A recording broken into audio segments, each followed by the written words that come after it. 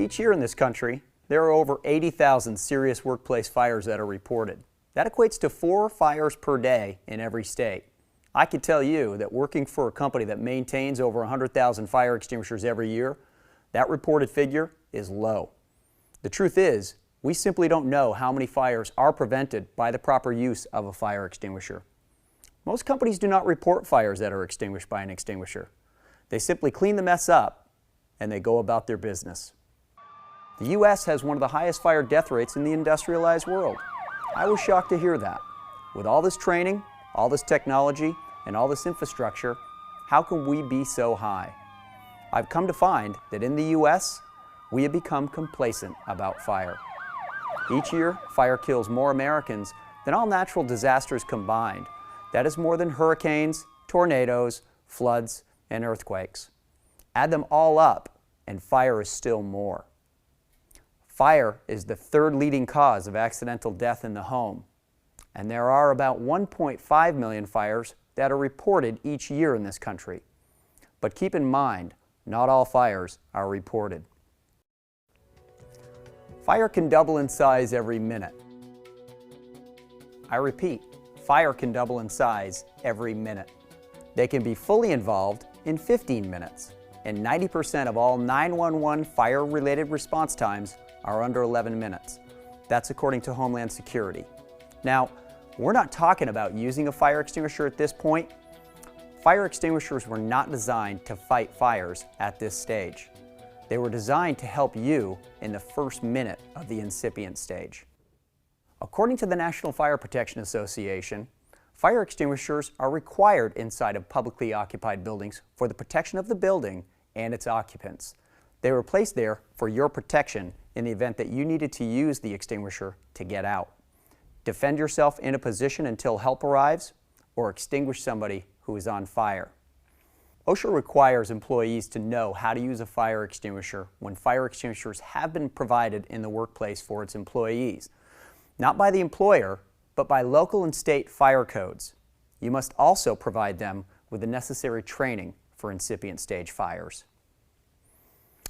Just because you need to know how to use a fire extinguisher, does that mean you have to in the event that there is a fire? Yes or no? The answer is no. You do not have to use the fire extinguisher.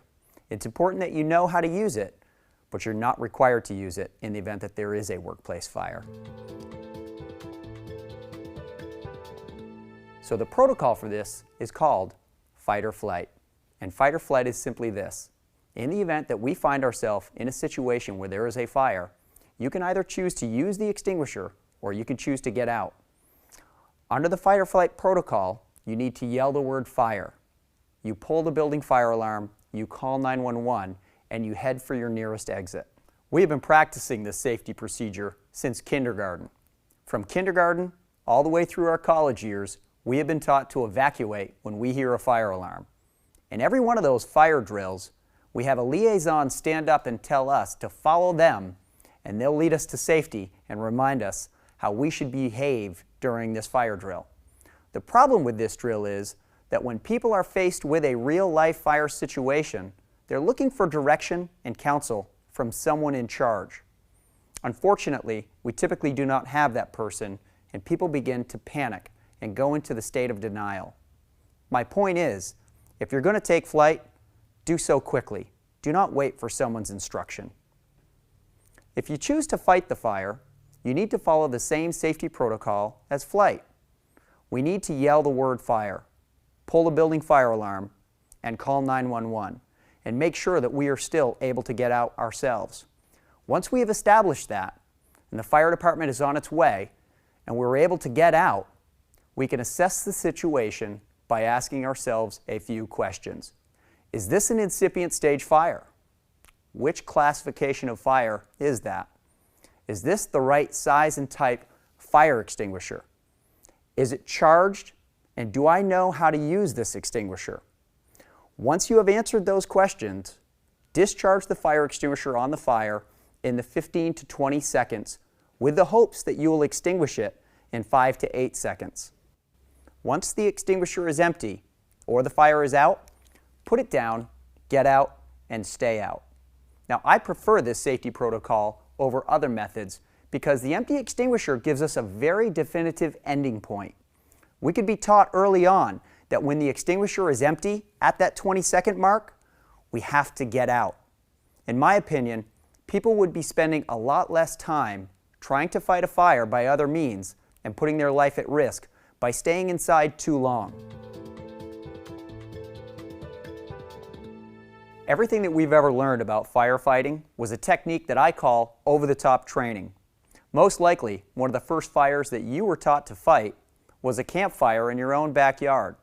You were given a garden hose and told to spray the hose over the top of the fire. If you were in the military, the Boy Scouts or the Girl Scouts, and you were out in the field without water, you were given a shovel and told to throw dirt over the top of the fire. If you had a pan fire in your kitchen and you were told that you could put a lid or a wet towel over the top of the fire to put it out. If someone was on fire, we were told to smother them by throwing something over the top of them.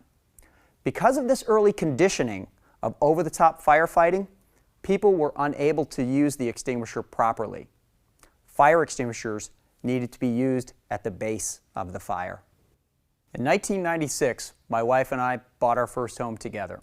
We moved in August, and on October 31st, on Halloween night, we had been given a pumpkin with a candle in the center. We put the candle on the mantle between the kitchen and the living room. We lit it, and we went downstairs and left it unattended. And as we dealt with all the little trick-or-treaters that came to the door, we were unaware that there was a fire going on upstairs. The next thing we knew, the next-door neighbor called to say, "David, I'm looking through your picture window, and I believe that your living room couch is on fire." Well, fire can cause excitement, and excitement can cause adrenaline, and adrenaline in large doses can cause confusion. And in this confused state, I began running around the house yelling the word fire. I ran upstairs, and sure enough, there is my couch in a complete blaze. I immediately ran to the kitchen sink, and I started to fill a pan with water. And as I'm slowly watching this pan fill up with water, I remember thinking, this is a huge waste of my time.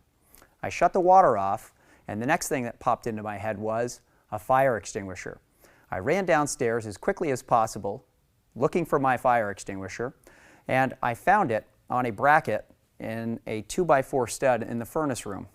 I grabbed the fire extinguisher, trying to take it out of the bracket, but in my confused state, I was unable to calm myself down enough to take it out of the bracket. I twisted, I pulled, I yanked, and the fire extinguisher came free, along with the bracket and a chunk of the 2x4. I went running back upstairs to the fire, and I went to pull the pull pin on the fire extinguisher, and in this adrenalized state, I was unable to pull it out. I twisted, I pulled, somehow the fire extinguisher pin came free. I squeezed the valve assembly and aimed it towards the couch. However, nothing came out. The fire extinguisher had no service pressure in it, and this is a very common story. The house was built in 1980. This was 1996. That fire extinguisher should have never been in that home in the first place. Luckily, the next door neighbor, the one that called to tell me that my upstairs living room couch was on fire, came running in through the front door in this moment, and he handed me a 20-pound ABC dry chemical fire extinguisher. Knowing what I know now, it was the only fire extinguisher large enough to put out a fire of this size. I grabbed the extinguisher, I discharged it on the couch in its entirety, and the fire went out. I then placed the fire extinguisher down at the front door. I closed the door, went out on the front lawn, and I waited on the front lawn with my wife until the fire department arrived. Now, according to Homeland Security, the average response time is 11 minutes, but that was not the case on Halloween night. It was 45 minutes before the first fire truck arrived on scene because of all of those little trick-or-treaters that were in the road. Luckily, the fire extinguisher did its job. It secured the fire until the fire department did arrive, and we ended up saving the home. So I'll ask you, how many of you have had the chance to put out a fire? The reality is, every one of us has fought a live fire before. Anyone who's ever blown out a birthday candle has successfully fought a fire. The reason I say that is, fire is a chemical reaction. The definition of fire is a self-sustaining process of a rapid oxidation of a fuel that produces heat and light. It's a self-sustaining as long as it has all of the elements that make up fire. The elements that make up fire are heat, fuel, oxygen, and the chemical reaction also known as the tetrahedron. In order to fight fire, you must interrupt one or more of the elements in the tetrahedron to successfully put the fire out. If we go back to our birthday candle analogy, we can understand how this theory works. By blowing on the candle, we cool the fire down and remove the heat. By putting the candle in a jar, we remove the oxygen. By letting the candle burn itself out, we removed the fuel source. To understand how fire extinguishers work, you can throw a handful of baking soda at the fire and interrupt the chain reaction. This is why it's so important to teach people how and where to aim the extinguishers. There are 5 classifications of fire. Class A, which consists of wood, cardboard, paper, things otherwise known as common combustibles. Class A fires can be deep-seated when they burn and can be difficult to put out because of the embers. This classification requires securement. Most agents are effective in knocking down the flames in a class fire. However, only the agents that have been given the Class A rating can secure the fire from reigniting. Class B fires are flammable liquids such as gas, oils, gases, polar solvents. Class B fires can reach maximum intensity very rapidly. Therefore, rapid extinguishment is required. These types of fires do not require securement as long as the heat source has been removed. Class C fires are electrically energized equipment. It's critical that the electricity is turned off before anyone attempts to fight this type of fire. Class D is a flammable metal. Yes, metal burns. Metal burns extremely hot and can produce its own oxygen as it's burning. This classification requires knowledge of the metal and the extinguisher before ever attempting to fight the fire.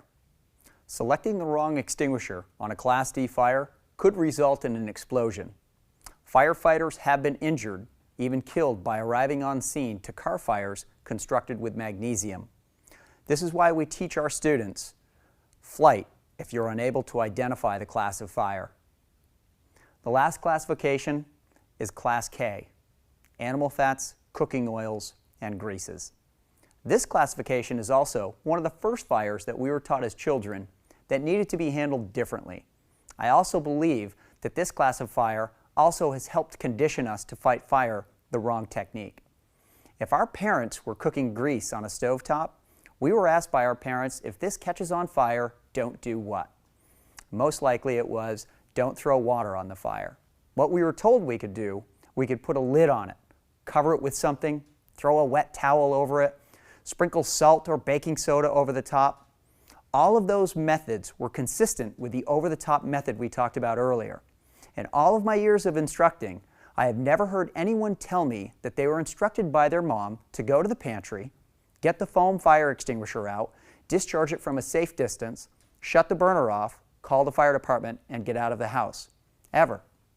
So consequently, when we are faced with a fire, whether it's at work or at home, we attempt to put the fire out using everything that we have been conditioned to do and rarely remember to think of a fire extinguisher.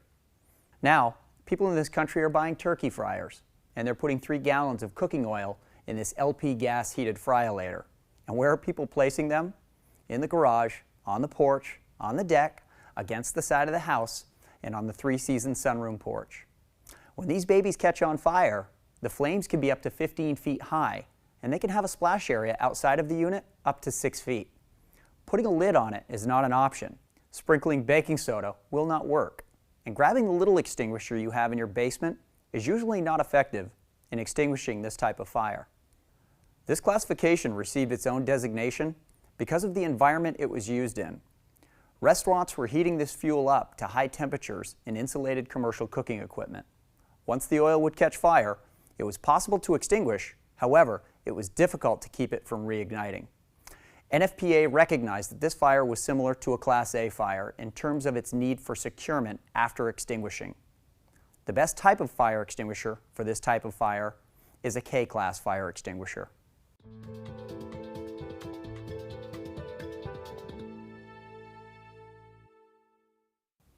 Fire extinguishers come in many shapes and sizes. The things you need to look for is the classification of fire, the fire extinguisher is approved for. You can tell by looking at the symbols on the front label. The other thing we would want to look at is the gauge. This will tell us if the extinguisher is charged and ready for use. When we look at the back or side of the extinguisher, we can see the Underwriters Laboratories Manifest, otherwise known as the UL listing. This label tells us what the extinguisher is rated for. It basically tells us the size of fire it's been approved for. There are many different types of extinguishers. The one hanging in the wall in your place of business depends entirely on the type of business you are in. Most offices have this one, a dry chemical which can be used for Class A, B, and C fires. The method in which we use a fire extinguisher is called PASS. PASS is an acronym for Pull, Aim, Squeeze, and Sweep. Although this sounds simple enough, the majority of the people that I see fail using an extinguisher typically fail in one of these 4 categories. Pull, the first failure that is common in trying to pull the pull pin. Most people are unable to pull the pin out because they are most likely in a panic situation. They are squeezing the handle and pinching the pin. The proper way to pull a pin is by holding the extinguisher in your hand, turning it like a car key, and sliding it out and dropping it on the ground. Aim. Remember, we are interrupting a chemical reaction. We need to aim the fire extinguisher at the source of that reaction, otherwise known as at the base. Squeeze. Squeeze the handle until the fire is out or the extinguisher is empty. Sweep. We have to sweep the fire from a safe distance of about 8 feet, the entire base of that fire. Out of all of the steps in PASS, experience has shown me that this one requires the most amount of training.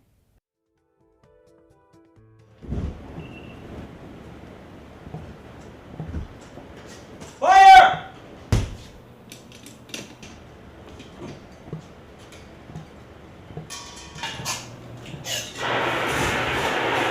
After the extinguisher has been discharged, put the extinguisher down and back away from the fire, get out, and stay out. It is unsafe to stay inside of the building. The room is very unsafe air quality at this point, and your visibility will most likely be obstructed. Your career as a firefighter is over in 20 seconds, and our fight or flight decision has given us a very definitive ending point. During a recent study group I participated in, a group of safety professionals were asked to offer their opinions on the tragic Station nightclub fire in Warwick, Rhode Island. On February 20th of 2003, 100 lives were lost in what would result in the 3rd deadliest nightclub fire on American soil. How could this type of tragedy happen today with all of this required fire protection, training, and code enforcement? Although there were many mistakes made in this fire, and there was plenty of blame to go around, I couldn't help but look at one photo that captured the real failure: everyone's indecision to fight or flight. In this scene, captured at 40 seconds after the fire started, we could see 10 people, including the person taking the picture, behaving as though they are in a state of denial about the seriousness of this fire. Not all of the people in this photo made it out alive that night. The lead guitarist died in this fire. Some of those behaviors include lighting a cigarette, moving band equipment away from the flames, and adjusting the camera. And in a manner that is consistent with somebody in a state of shock, we could see some people just standing on stage looking at the fire. According to some accounts by witnesses and from review of the video footage, the only attempt I have seen to fight the fire was when a bottle of water was thrown at the fire at around 30 seconds in. If we look at this fire from the fight or flight perspective, we can see the failure in people's decision to act quickly. 40 seconds is a long time when dealing with an incipient stage fire.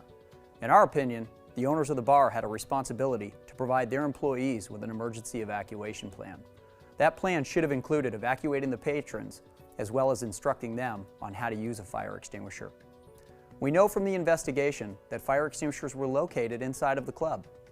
The staff could have been trained to grab the extinguisher very quickly, discharge them on the fire, not 40 seconds or a minute later. Instead, the conditioned response should have been deliberate and swift. It was possible to put that fire out at the incipient stage if somebody had just used one of these.